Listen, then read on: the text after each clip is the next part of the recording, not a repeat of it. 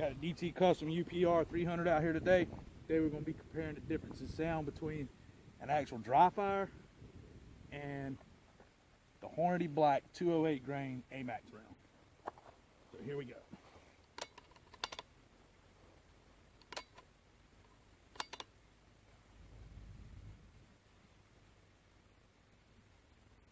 Dry fire.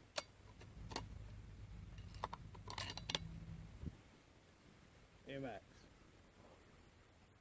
Target's 200 yards, steel plate, head target.